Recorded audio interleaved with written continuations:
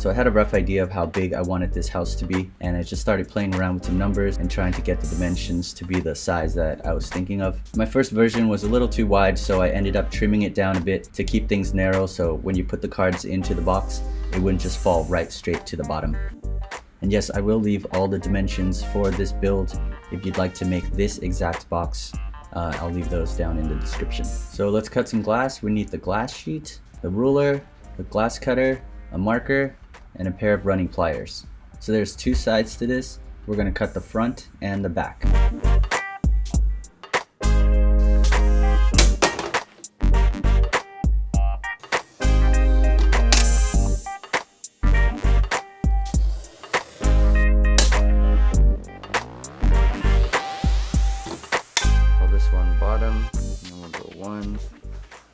So the sides are a little bit different. We're gonna do 4 different pieces, 2 and 2, and this will also be 2 and 2, 3 and 3, 4 and 4.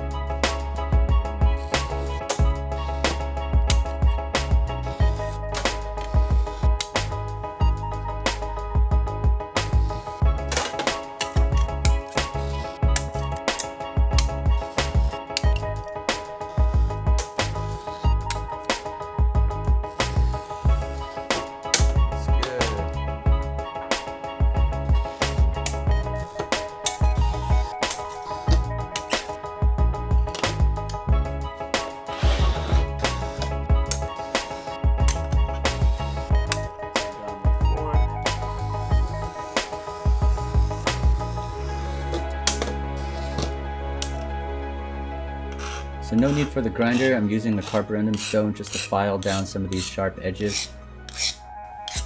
And let's clean each piece before we move on to the next step. And we're gonna add some black backed copper foil tape for this one, since I'll be using the black patina for the final finish. So start by wrapping the foil all the way around the glass. Come back, cut it off, and fold the flap over. And then you could use your fit tool to kind of smooth things out and press everything onto the glass as best as you can. Cut the corners if you'd like to help fold it better, and we'll do the same for the rest of them.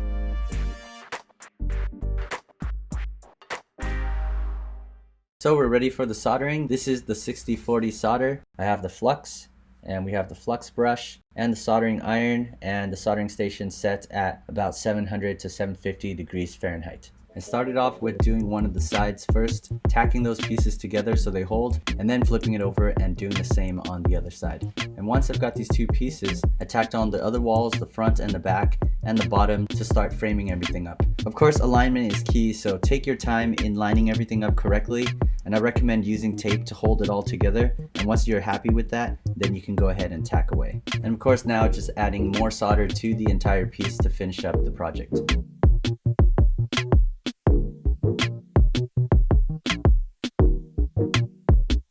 And we'll use CJ's flux remover to clean everything.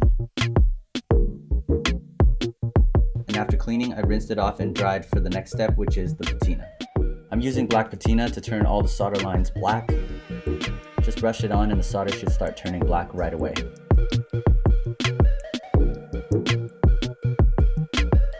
And then use quick clean to spray clean everything off, and no rinsing with water.